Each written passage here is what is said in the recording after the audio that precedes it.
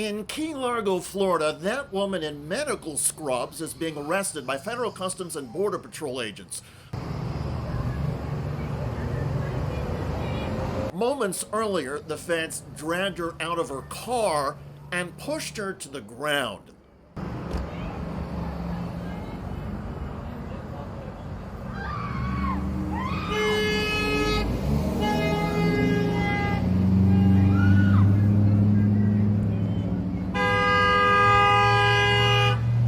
Authorities say they forcibly detained the woman because she refused to roll down the window of her car or provide her driver's license. Under settled case law, however, drivers have a right to keep their windows up and not answer questions.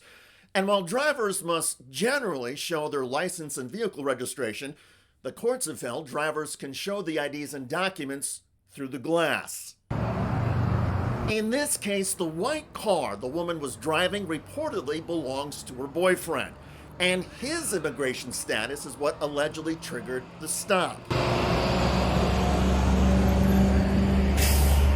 After the agents pushed her into that Border Patrol SUV, the agents then searched the white vehicle she was driving. They found her driver's license, confirming her U.S. citizenship. The agents then ran her name through a database to see if she had any outstanding arrests or warrants. Finding nothing, the agents finally undid the handcuffs and released her. A reporter for the Miami Herald newspaper witnessed the incident, recorded this video, and is now speaking out to the national media. When I first came upon the scene, the window was up, but then there was a lot of argument going back and forth.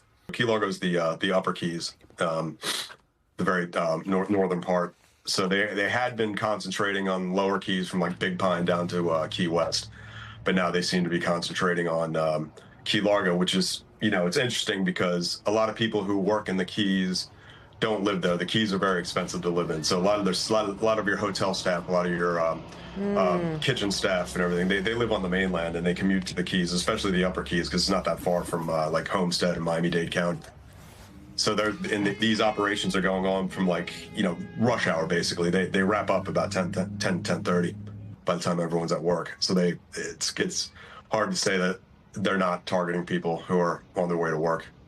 Reporter David Goodhue says the woman did not want to talk to the media or be publicly identified.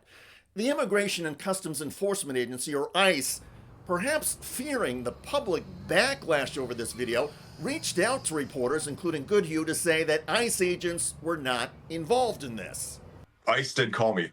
This operation was not ICE. They wanted to let us know that this was Border Patrol and Customs and Border Protection. It gets very confusing, as you all know, that they're all under the Homeland Security umbrella.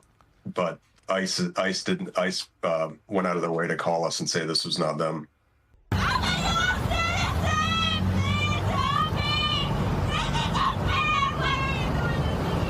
Border Patrol has actually taken the lead on a lot of these raids rather than ICE. Okay, so ICE and Border Patrol are conducting raids like this with masked people. But notable that they're trying to out of distance cars. themselves from it, right? Right. This one wasn't ours. I mean, wow.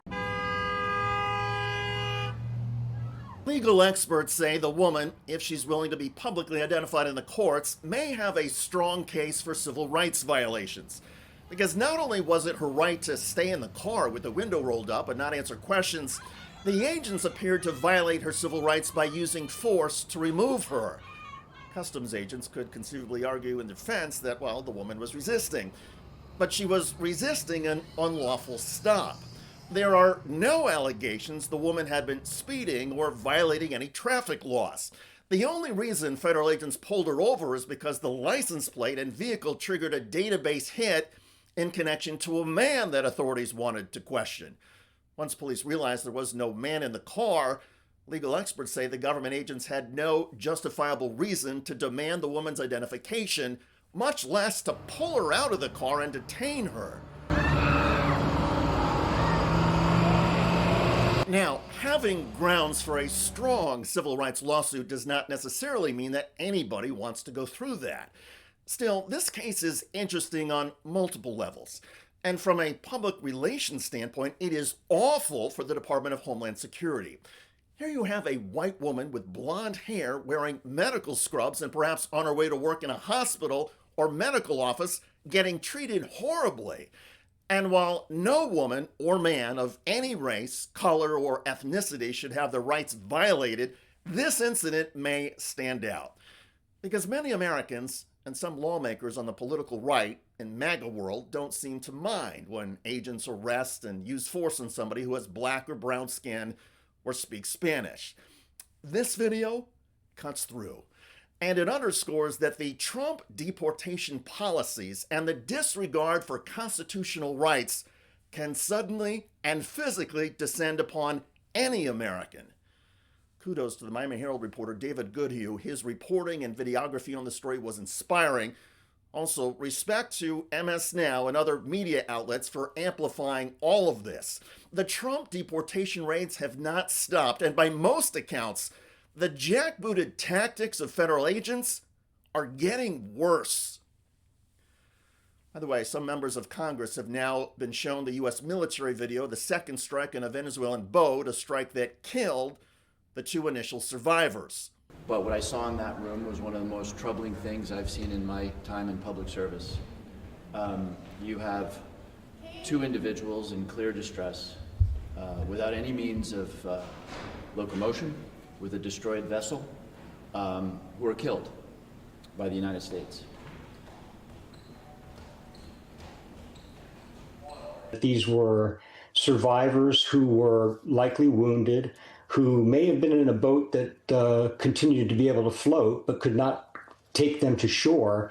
Under all these circumstances, when you add all these facts up, the conclusion under the law is that they were shipwrecked. And unless there was some kind of hostile act or the capability of engaging in a hostile act that would render the protections that the law accords them moot, then our obligation when we hit them with the first strike was to rescue them, not continue to target them. Yes, they were carrying drugs. They were not in the position to continue their mission in any way. People will someday see this video and they will see that that video shows, if you don't have the broader context, an attack on shipwrecked sailors. Check out that video at the link below. It generated a lot of comments on YouTube. One of the most popular is from Church, who wrote, "It is illegal, immoral, and unlawful." Indeed. I look forward to reading your comments about federal agents in South Florida who pushed a woman to the ground and then dragged her against her will as she screamed she is a U.S. citizen. I'm David Shuster. Thanks for joining us.